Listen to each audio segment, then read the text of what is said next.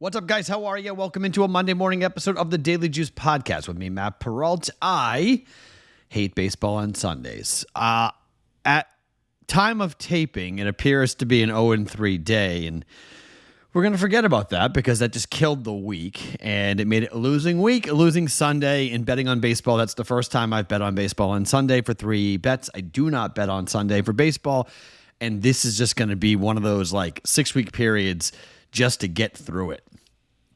Right now, the Rangers are beating the Orioles, but that could change. So maybe it's a 1-2 day. A game just started. So, but it's early in the game, but the Rangers are leading.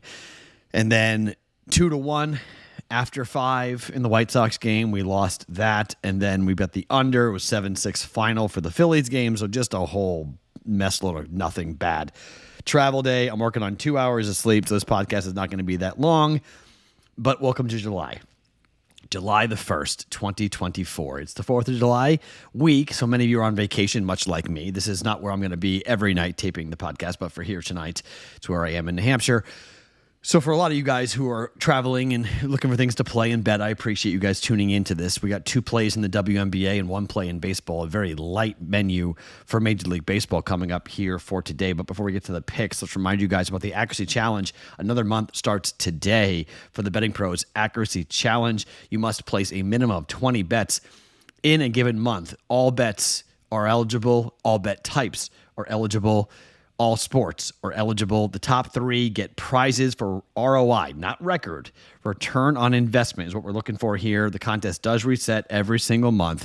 BettingPros.com/challenge to be a part of the Betting Pros Accuracy Challenge for the month of July. I should have the winners of June, of the top 3 for June, a little bit later on this week. So let us calculate all the information, data, and whatnot, and pass it along to you guys for the Betting Pros Accuracy Challenge. But July starts today for another month, another chance for you guys to win a 1-year subscription to Betting Pros and a $25 gift card that to our store. Second and third prizes also get $25 gift cards to the Betting Pros store. If you guys want to go and shop any of our stuff, it's bettingpros.com/shop for that. Okay, let's start with baseball. Mackenzie Gore at home for the Washington Nationals up against a guy in Peterson for the Mets who's been really good.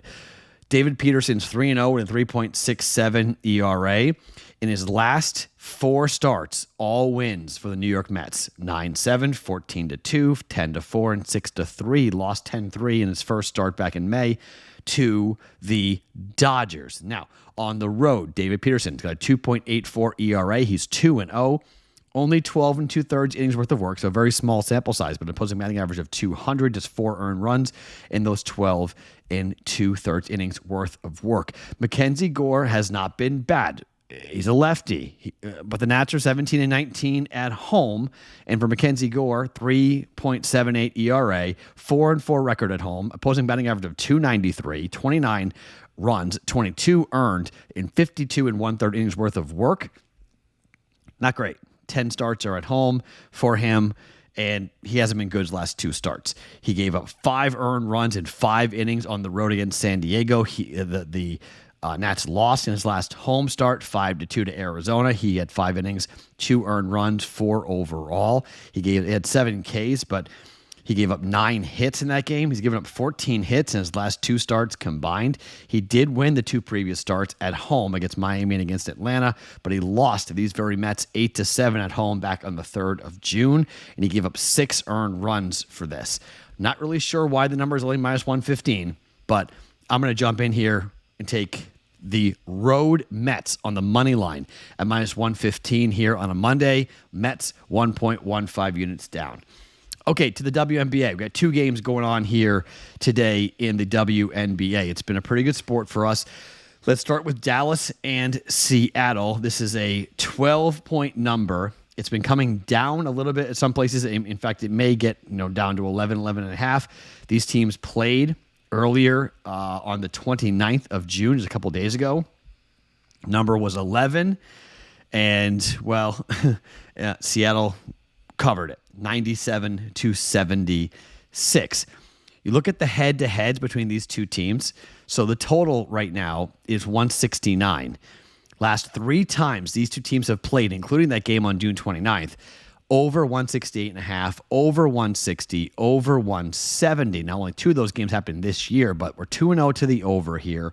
The 7-3 overall over the last 10 meetings between Dallas and Seattle. And Seattle, although they have been an under team this year, 6-4 over the last 10 to the under and 10-8 to the under overall, Dallas has been a steamroll to the over, 11-6-1 to the over for Dallas. They're 7-3 to the over their last 10 games, and their last 4 games overall have gone over.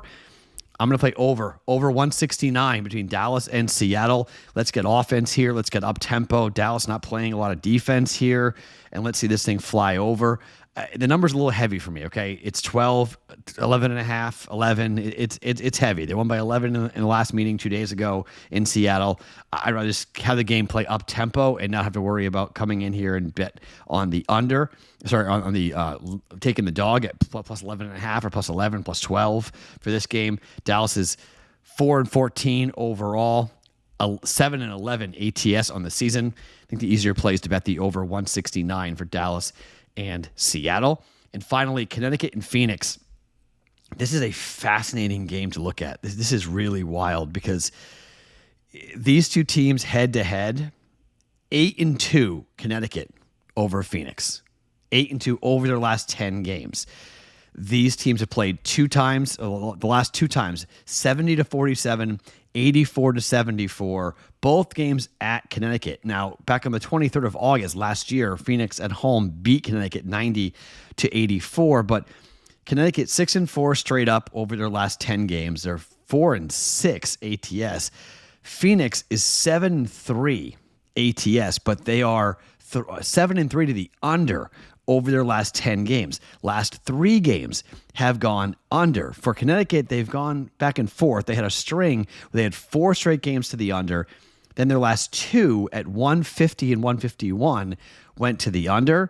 Head-to-head wise, 6-4 to the under. Phoenix at home. Phoenix has been an under team. The total for this game is 160.